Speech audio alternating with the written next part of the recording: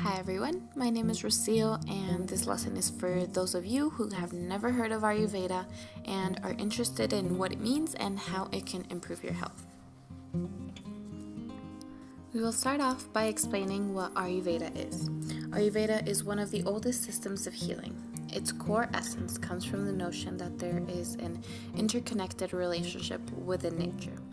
With its roots in India, Ayurveda's focus is on creating balance within the physiology, a total balance between body, mind, and spirit. In other words, Ayurveda's aim is to bring mental and physiological health, but also a pathway towards enlightenment and perfect health. So, how does Ayurveda aim at establishing perfect health? Today, we will be speaking about the three fundamental principles in Ayurveda, one of them being the three doshas, known as Vata, Pitta, and Kapha. Another is Ayurveda's take on diet and digestion. We will define and explain what Agni and Ojas are in Ayurveda. And finally, we will detail a very refined technique for detecting the states of the three doshas, as well as detecting the cause of imbalance. With these three fundamental principles, you will be able to gain incredible insight into your state of well-being and begin a path towards healing. Beginning with the three doshas. The three doshas are a representation of the five main elements that govern nature: space, air, fire, water, and earth. In Ayurveda, the three doshas are the body's bioelements that govern the physiology. They are considered the body's inner intelligence. Through this inner intelligence, Ayurveda is able to detect imbalanced and balanced states in the physiology.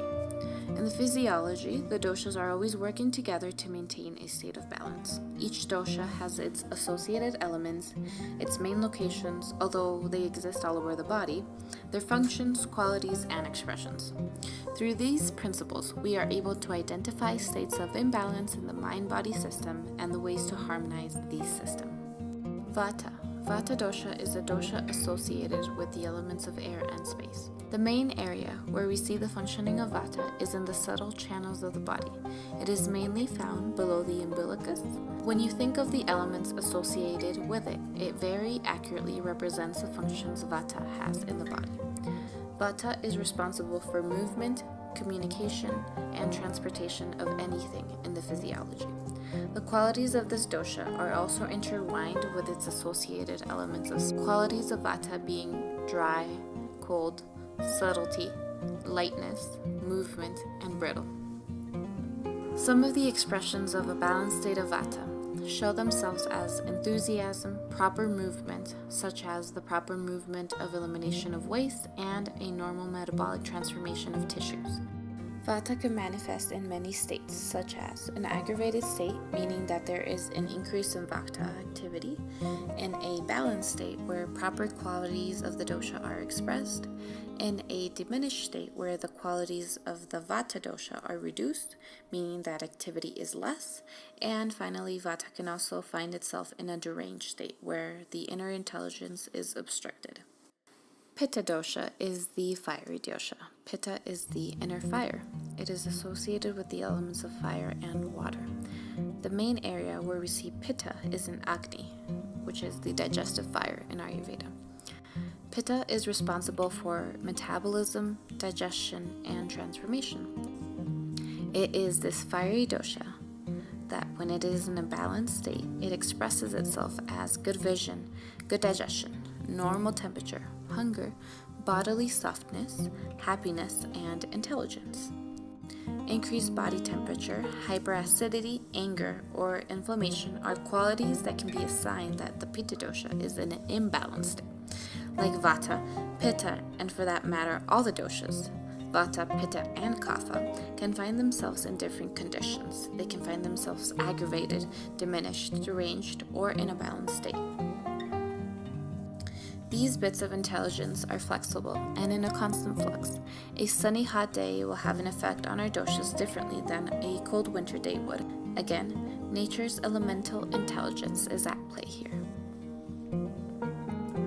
Last but not least, Kapha dosha. Kapha dosha is the earth and water dosha. It is responsible for structure, cohesion, and lubrication in all of the body. Although it is mainly located in dhatus, which is known as the bodily tissues in Sanskrit. When Kapha is balanced, it expresses itself as oiliness, cohesion, heaviness, virility, strength, patience, and the absence of greed. The qualities of Kapha are also expressed as sweetness in the mouth or a pleasing physiology and personality. Stability manifests itself as steady habits, but in an imbalanced state can result in inflexibility. Kapha and Ojas have strong similarities in qualities. To explain what Ojas is, we first have to look at Agni and the digestive process according to Ayurveda. Ojas is a substance that results from a product of our digestion and metabolism of the food we take in for nourishment. It is the final, most refined fruit of this process. The process of digestion goes as follows. We take in food. The food we take in then goes down into our stomachs, where it is broken down by our stomach acids and digestive enzymes. Ahar Ras is the result. It is produced by Jatar Agni. Jatar Agni is considered the primary Agni of the body. It is responsible for transformation, digestion, and metabolism of food in the physiology. Jatar Agni, along with the 5 elemental Agnis and the channels that carry food, along with the elements that are needed to digest, are the constituents of proper digestion in Ayurveda. Once our food is broken down by the stomach, what comes out is a fluid known as Ahar Ras. This fluid makes its way to our small intestine, where it nourishes all the tissues of the body in a very specific order. Beginning with the plasma, then the blood, the muscles, fat, bones, marrow, and nervous tissue, and finally nourishing the reproductive system. Once all of the tissues of the body have been nourished, what is left is what is referred to as Ojas. Some factors, however, affect proper digestion of food and contribute to indigestion and an agitated Agni. Ahirn, in Sanskrit, is referred to as indigestion. Some factors that contribute to Ahirn are fasting, eating during indigestion, overeating, irregular eating, intake of unsuitable, heavy, cold, too rough, or contaminated food, faulty administration of physiological purification procedures, emaciation due to disease, faulty adaptation to time, place, and seasons, suppression of natural urges. Besides these factors, our emotional and psychological state also play a role in how well our Agni is burning. Agni responds to diet, emotional and mental states, routines, and even weather. If Agni is disturbed, it leads to Ahirn, and most likely we end up with what is known as Ama. Ama is known in Ayurveda as undigested food particles. They are the impurities that result from improper digestion and metabolism. But if proper digestion is victorious, Ojas is the result. Going back to our point about the similarities between Kapha and Ojas. Ojas and Kapha characteristics are very similar. They both are sweet, stable, viscous, smooth, cold, clear, and unctuous. Ojas represents a wholeness in the body. Its counterpart, Soma, is the consciousness connection to Ojas. And if one increases, so does the other. This same can be said for Kapha as well. In unity, they create abundant health and bliss. Ojas and Soma nourish our being. It is present in all living beings, and without it, our body would cease to exist. Like in many principles in Ayurveda, when there is an imbalance in Ojas, there are some factors that contribute to its imbalance. Ojas, like the Doshas, can also find themselves in a balance, dislocated, impure, and in a decreased state. Injury is a factor that causes imbalance in Ojas. In addition to excessive anger, grief, worry, anxiety, overthinking, and excessive mental or physical effort.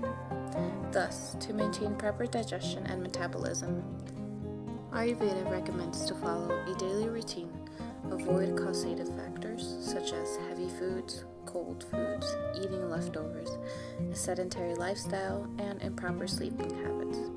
In addition to the breaking down of ama, a great way to do this is by simply drinking hot water. In addition to that, eating in a calm environment, eating at a normal pace, not too fast or not too slow, avoiding ice-cold drinks while eating, and always favoring pure organic foods are also ways to break down ama and maintain proper digestion and metabolism. Ayurveda has many recommendations to help maintain balance within the physiology, but the ultimate goal is to foster wellness and bliss. As we had previously gone over, the three doshas work together to maintain balance. When the three doshas are in a balanced state, they maintain the body in good health. When the three doshas are out of balance, they create an imbalance in the body. One of the ways to detect the state of the doshas is known as the self-pulse reading technique. In the ancient language of Sanskrit, it is known as Nadye Vigyang. One of the amazing benefits of this technique is that it enlivens the body's inner intelligence. It has the ability to restore the balance of the doshas. By simply putting our attention on the pulse, we enliven the inner intelligence of the body. When one reads one's own pulse, it is of incredible benefit in and of itself. But what exactly are we interpreting here when we are reading our own pulse? Well, we very innocently feel at our fingertips. We do not try to force a specific sensation. We only feel at each fingertip. What we later experience is a very lively intelligence at this deep level of awareness. For women, they read their pulse with their right hand on their left hand, the right hand coming around the wrist and gently resting the index, middle, and ring finger in a straight line, right below the bony part of the wrist, making a perpendicular straight line with the fingertips. The index finger reads Vata dosha, the middle reads Pitta dosha, and the ring finger reads Kapha dosha. For men, it is the opposite. They read their right hand using their left hand. Once we learn how to read the pulse, we can begin to learn how to interpret our experiences. Each sensation and experience is the inner intelligence speaking to us. Kapha has its language, and so does Vata and Pitta. Vata speaks with lightness and irregularity, like the movement of a snake, while Pitta speaks with sharpness and distinctness. There is a warmth in the language of Pitta, like the movement of jumping frogs. While Kapha, on the other hand, speaks with gentleness and softness. It speaks steadily, and the language is pleasant, like the movement of a swan. When the pulse speaks in balance, it feels pure, and it is clearly expressed with each dosha and their corresponding finger. There is no overlap in expression. We feel lightness in Vata, warmth in Pitta, and stability in Kapha. The pulse is vital, and it brings us joy to read the pulse. The doshas are lively and intelligent. They are an expression of pure consciousness. They are a harmonious orchestra playing a beautiful symphony. In balance, it sounds beautiful and is pleasing to all the senses. When out of tune, it just sounds like noise. It is no longer music.